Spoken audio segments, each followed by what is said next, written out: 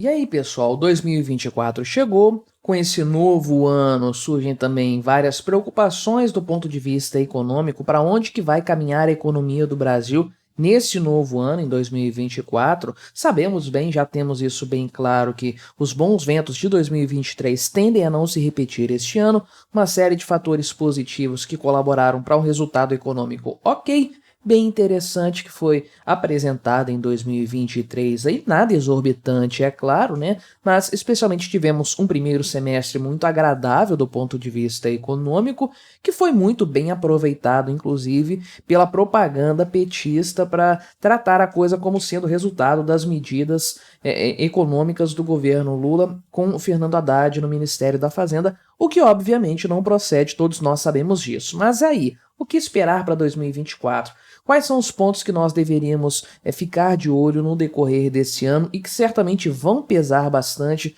nessa questão do resultado econômico brasileiro para 2024, que de forma geral nós sabemos que não será tão bom, tão interessante, tão positivo quanto o de 2023. Então vamos dar uma olhada nessa história aí, mas antes disso, deixe o seu like, o seu comentário aqui neste vídeo, se inscreva no meu canal se você ainda não for inscrito, considere se tornar membro patrocinador do meu trabalho, com valores a partir de R$ 1,99 por mês, você me ajuda bastante, pode ter certeza disso, né? Mas então, de forma geral, nós sabemos alguns aspectos, alguns fatores que não dependem de questões políticas, de decisões econômicas, nada disso, vão para além do que o Lula e o Haddad possam fazer para o bem ou para o mal. Temos a questão do El Niño, né, que provavelmente vai prejudicar a agricultura e também a pecuária brasileiras nesse ano de 2024.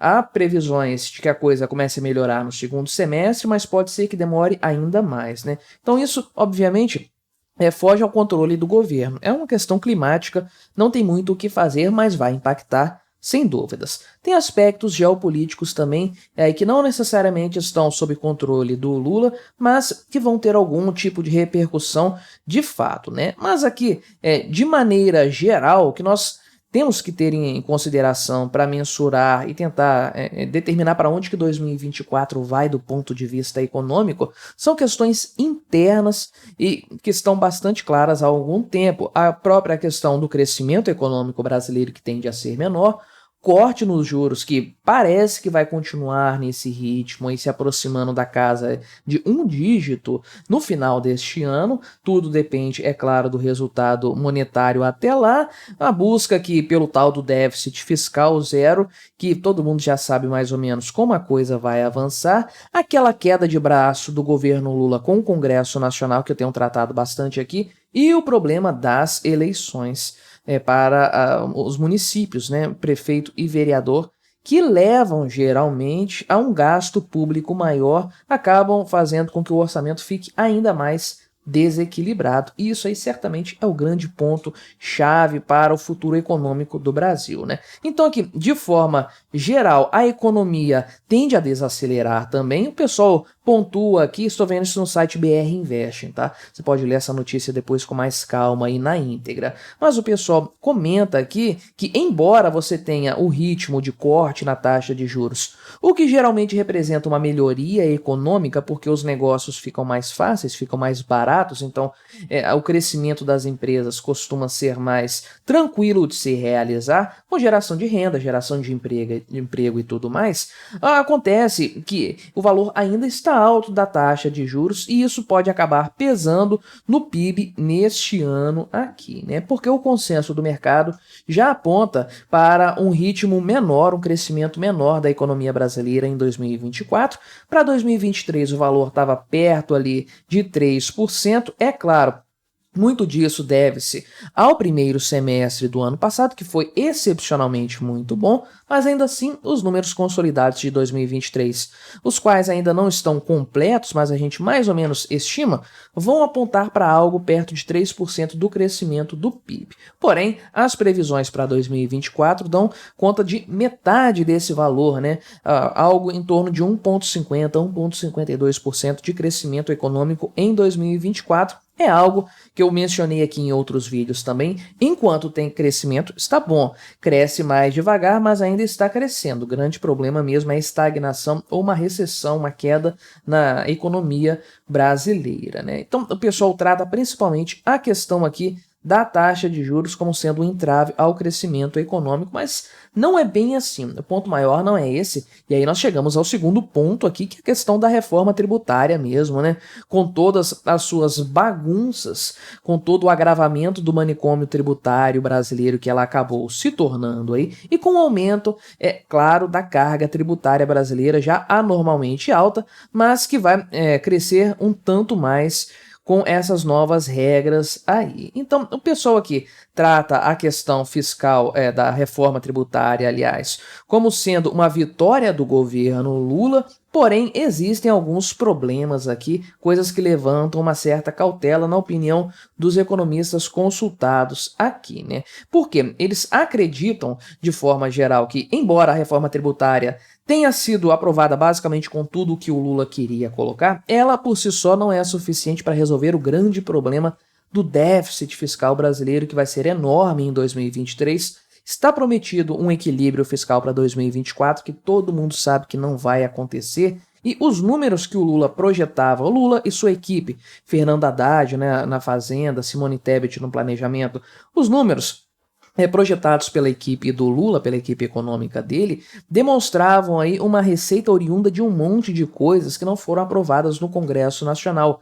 Receitas que não vão se concretizar neste ano aqui, né? E de forma geral, existe uma queda de braço em relação ao Congresso Nacional para com o Lula, para com o Poder Executivo, em alguns pontos muito específicos da arrecadação, principalmente a questão da desoneração da folha de pagamento, que virou realmente uma briga feroz entre o governo Lula e o pessoal do Congresso Nacional, o parlamento brasileiro, com aquela coisa de cria um monte de regras ali e passa isso de uma forma majoritária no Congresso Nacional. Lula veta tudo totalmente, volta para o Congresso derruba os vetos. Então virou uma guerra mesmo entre Legislativo e Poder Executivo, com um impacto significativo para a questão da arrecadação estatal em 2024 até 2027, que é quando tem essa previsão da desoneração da folha, mas já valendo para esse ano, colocando mais ainda entraves para se chegar a um resultado fiscal positivo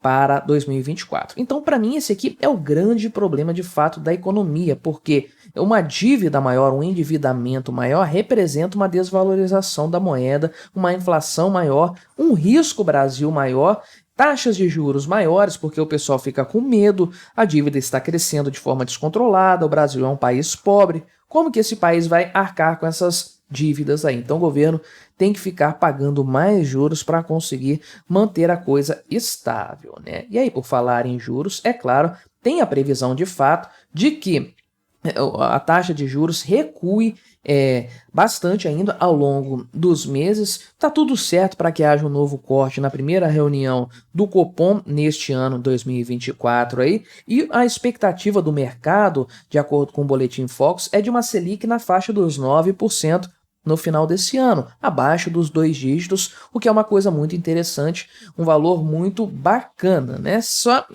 De fato, o grande problema aí é que ainda é alto, né? Lá no passado nós tivemos uma Selic muito mais baixa do que isso, só que é um ritmo de redução, com certeza vai ter as suas repercussões. E aí, por outro lado, o pessoal acredita que a inflação vai ficar na faixa de 3,90%. E eu falo para você, se a gente tiver uma inflação nesse patamar aqui, a coisa vai ser muito bonita de se ver, porque realmente uma coisa bem controlada, com base no passado brasileiro aí de, sei lá, 2 décadas para cá, né? Então, isso aqui vai representar uma obediência, digamos assim, ao teto da inflação aí, do que está estabelecido pelo Banco Central, o que significa que esse ritmo de cortes vai poder continuar, mas tudo depende, é claro, de como a inflação vai se comportar, porque se ela começar a subir aí para 4,5% ou alguma coisa do tipo, pode ser que o Banco Central tenha que agir num sentido contrário para derrubar a inflação. E aí vem um grande ponto, Campos Neto está de saída no final de 2024. Ele fica até o final desse ano como presidente do Banco Central, depois vem alguém que o Lula vai indicar e que não tá nem aí para a questão, não vai estar nem aí para a questão monetária, nem nada disso, vai ser alguém totalmente subserviente ao Molusco, né? Então, pode ser que o Campos Neto segure um pouco a questão monetária, justamente prevendo que 2025 vai ser aquele bunda lelê que o Lula sempre faz, né? Vem também a questão aqui, que é citada, que é muito importante, a questão das eleições municipais, porque isso aqui representa, por um lado aqui, a polarização que eles colocaram, mas isso não faz diferença nenhuma, o Brasil está polarizado mesmo, todo mundo sabe disso, mas o grande ponto mesmo são os gastos que o governo vai fazer, vai investir pesado nessas eleições. O PT precisa fazer prefeitos fortes nas próximas eleições, nas eleições deste ano aqui. Então, certamente isso vai pesar muito na questão fiscal. E o pessoal aqui ainda traz os pontos a respeito da agenda verde como foco de investimentos, mas particularmente eu não acredito muito nisso, porque a questão toda ESG está subindo no telhado.